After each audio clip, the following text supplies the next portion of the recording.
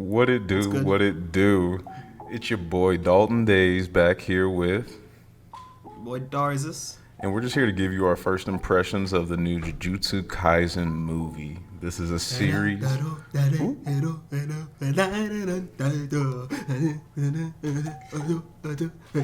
ahead. Nah, give it to him. Give him an intro.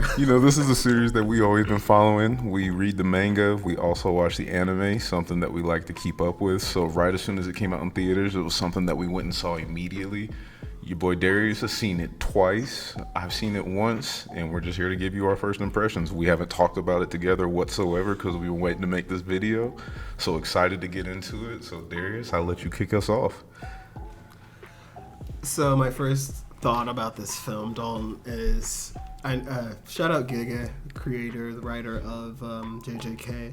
And sometimes I think back, to when he started writing this series, and I really wonder, should this have been the main cast? Like, this is the original cast. I don't know if you guys understand this, but whenever Gege created JJK, it started off in not the main dish of Shonen Jump. It was in like one of the offshoots, and it was JJK Zero, and it was the story of Yuta Okotsu joining the first years. Then, and that shit happened, and afterwards they started JJK actually because people like received the JJK Zero so well, and it really makes me wonder, what do you think? Should this have been the OG cast? It's crazy because what sucks is that the way the movie is, it almost makes it feel like it should have been the main cast. Like, especially whenever I think of like watching the anime, like just TV experience compared to the movie experience, even when you talk about main characters, like I almost felt like I connected more with Okotsu just from that movie than I felt like I connected with Yuji from that whole TV season.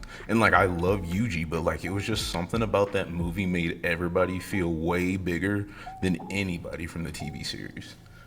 No, 100%. That's the funny part about it. Like, but I guess if you do think about it in this sense, JJK Zero is there's a 4-chapter interval of Jujutsu Kaisen at this point. And as readers of it, we're both caught up in the manga. We'll try not to drop any spoilers during this video, but that part of the series is like, what, fleshed out crazy. It's like 40 pages a chapter, even more so, if I'm correct, right? Easily.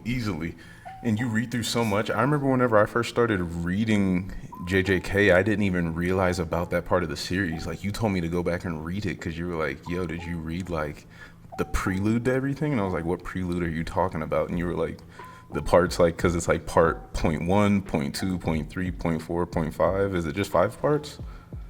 4, I believe, but like, going back to what I was saying, like, it makes sense for this to be more fleshed out than an entire part of the anime, because it was supposed to be its own story. I don't know if Gege knew that JJK was going to be what JJK is today. So like, he wrote it as its own shoot. It's like it's basically a one shoot or whatever they call them. Like, this was just supposed to be just 4 chapters of a story. Like, that was just the end of it. So like, it makes sense for there to be better character development. It makes sense for you to fully flesh out the gang within this film, but it does show you like sort of the weird side of pacing with an anime, because like, if you can get all that shit out within, I swear to God, that was just 3 episodes of an anime. Like, that's all that was. Like, if we can talk about it later. That's Like, exactly what I told my wife. Watching 3 episodes like while you're watching it, but those 3 episodes told the craziest story. Oh my gosh. Craziest story. And that's exactly what I told my wife. Even whenever I got back from the movie, she was just like, so how'd you like your movie? I was like, I wouldn't even call it a movie. I would just say it was like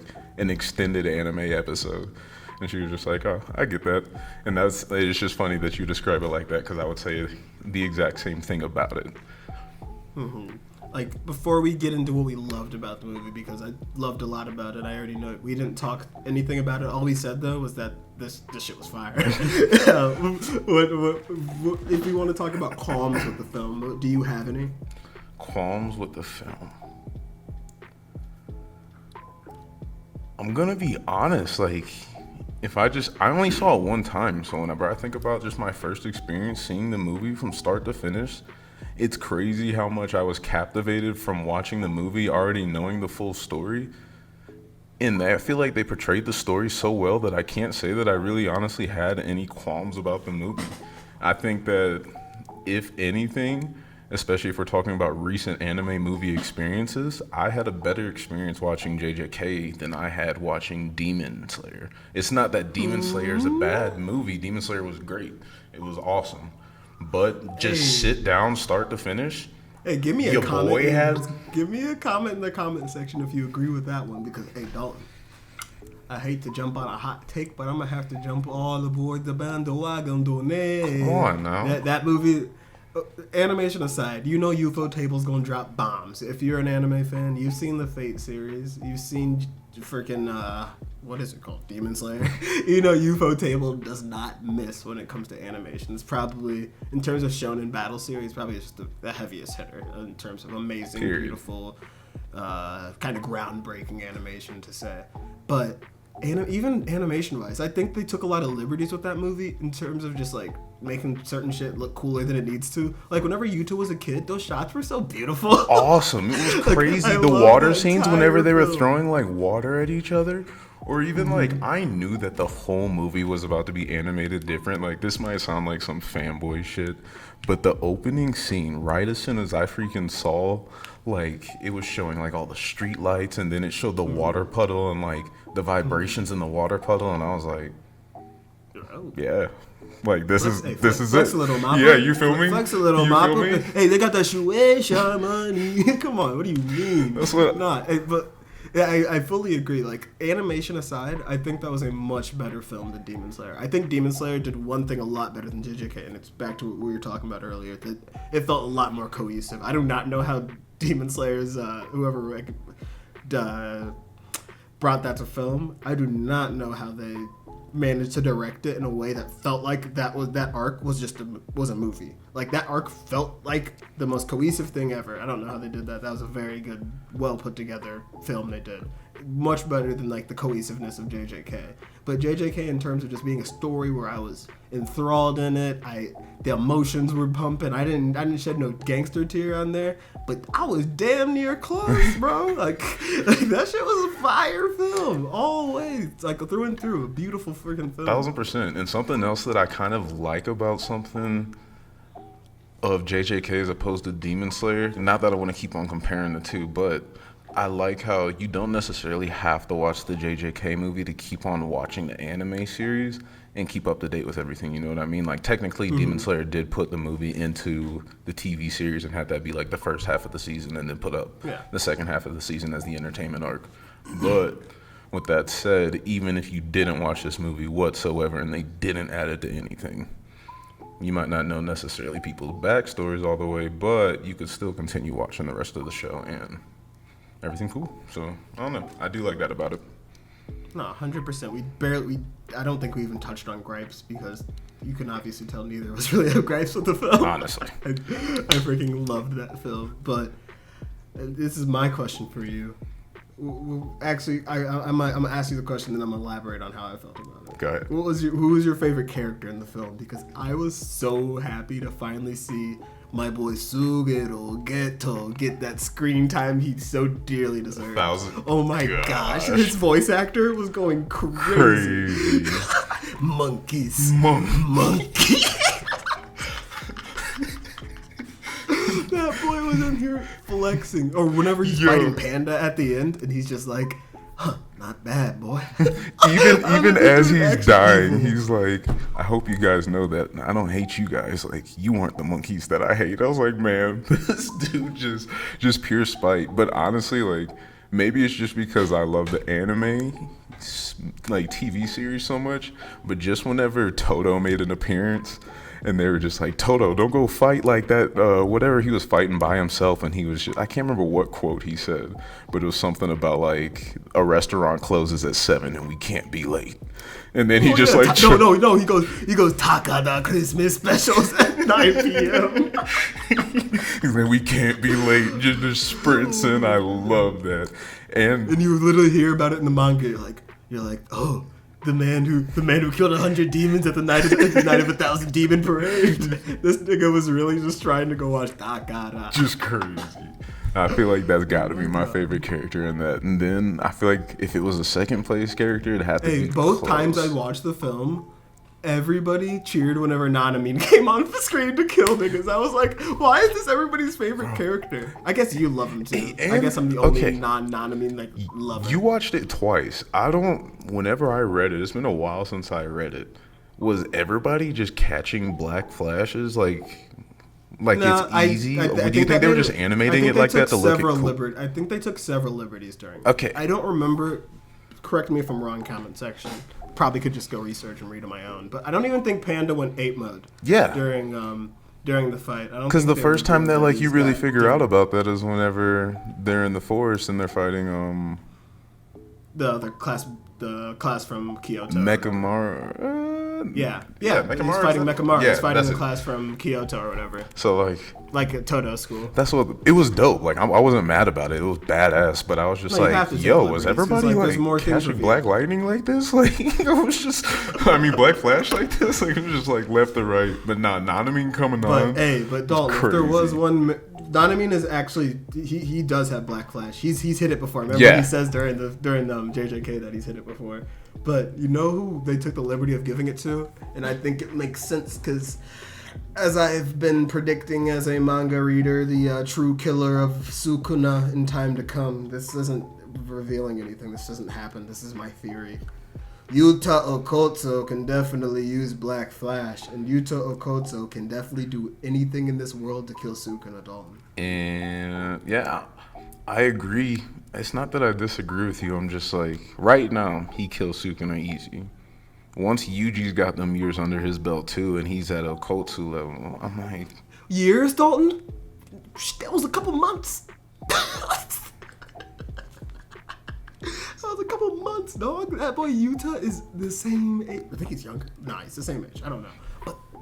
But at the same time... Okotsu is the most different boy in JJK. When they say that's the man second to only Satoru Gojo, they're not lying. Well, then on top... I don't want to give any spoilers for people that don't read, but we learned something this week, too, that makes him even crazier than what we already knew he was. So, I don't know. If you haven't read the manga and you like the movie and you like the TV show, please go read the manga. Like, let him know. He said, Rika, give me everything.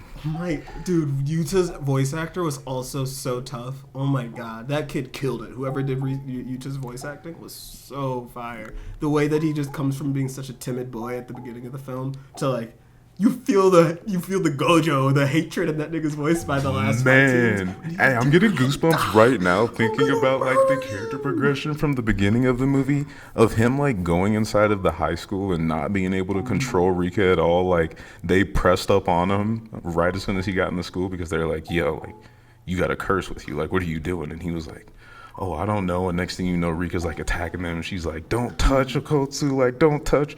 And then like by the end of the movie, whenever Rika started trying to pick up Maki and drag her away, Okotsu looked at her and was like, hey, she protected me. Like, you better treat her like it's me. And she was like, my bad. Like, here you go. Like, seeing that and even hearing like how powerful he sounded by the end of that movie, man. Like, just that progression of him throughout the movie was crazy to see. There's one thing that JJK is actually the pinnacle of anime for. Not the pinnacle. It's not been out long enough, and I've seen too much shit to give it that title. But in terms of modern anime, the pinnacle of it, voice acting and music, nigga. Oh my god, did that music hit? So the track at the beginning, insane. Whenever you're just walking into the school, I was just... The OST playing at the beginning, yeah, that was insane. Insane. And wow. Goodness. Whenever they switch the Black Flash, and it just goes...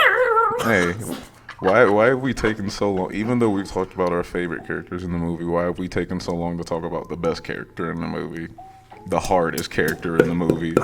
The man that gave somebody 64 palm even though it wasn't Naruto. He said rotation. Oh my god. 64. Dude, he said get over here. He said, oh, you put a monster in the way? Magnetics. He said, now you hear, bah, bah.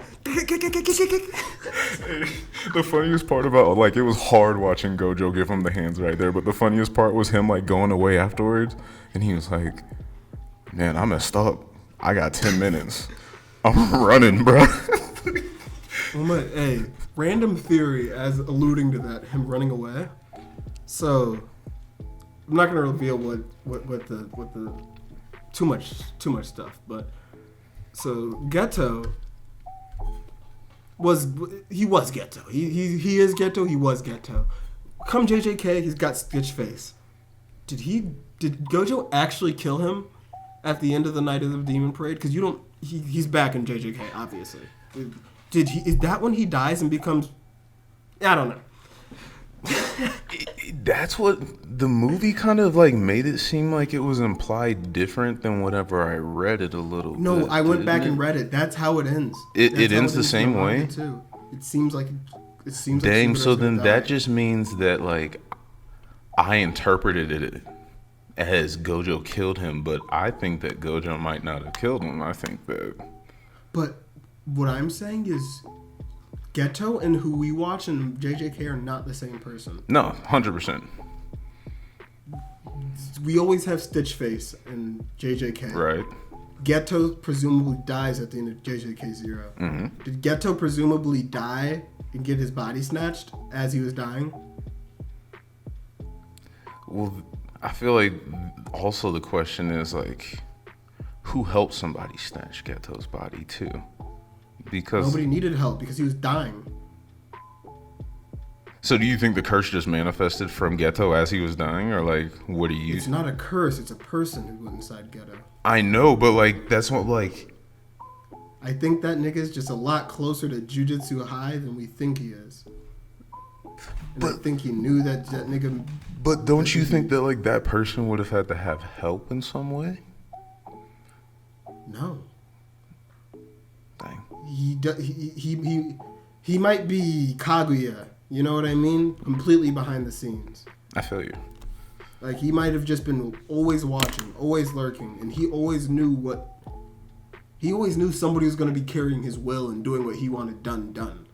And as soon as that dude died, and he had the most powerful, so he had a special grade sorcerer. There's only 14 of them alive, or whatever. Maybe he just took over the body of that guy who already had all that influence, who already had that circle around him. Like, I don't know, because that is very interesting. How I think that's a purposeful depiction, at least. Mm-hmm. I don't think that we didn't have Stitch Face in this one, and we had Stitch Face in JJK. 100%. I'm not talking about. And it starts off with Stitch Face, like starts off like that, like nothing in between. You don't really know. Because even JJK Zero Geto is a lot different than JJK Geto. Like JJK Geto is not about the monkey shit and all that weird shit. Like he's kind of just an evil. Like he's funny. He's still got Gojo's best friend. He still gives you them vibes, but like. He doesn't seem like the same sort of driven madman that we saw in JJK Zero. You know what I mean? Like JJK Zero guy had this weird vision about human beings and everything. Like we still have the same thing in Jujutsu. It was like it was more of a god complex. It was like more like god complex. Like he thought that like he was more powerful than other people just because he was a sorcerer. So therefore, like if you can't fight for your life and you can't prove that you're powerful enough to live here, like. Darwinism, you basically die off. That's still a thing. Like we're in the culling games. That's still a thing. That's still a thought that comes out of Geto, and he still makes decisions based on that. But like, was that? Shit, nigga. I don't know. That's we're probably getting too far into weird territory. We don't need to get too far. Touche. But with that said, do you have any favorite moments or anything else that you want to talk about the movie from? True love. I don't know how they made a meme moment hit hard. That's one thing I love about JJK. I don't know if Gege does it on purpose, but I feel like it's low-key just it's almost like a slapstick or like not slapstick, an ironic version of most mangas in most animes. Like they just do like they make everything just they point out all the tropes in anime in joke form. But make it real. Like it was joke form, but the guy is too cool who doesn't say anything. His power is literally saying words. Like there's a literal talking panda, like who just nobody ever questions. Like I feel like everything about JJK is like it's just ironic shonen, but make it hard. No, 1,000%. Like normally, love is like the coolest thing in the world because like it's gonna help you like conquer anything, and like it's supposed to always be a good thing. Like love in this situation was like. Yo, me and this demon love each other so much that our love is gonna kill you right here, right now, dog.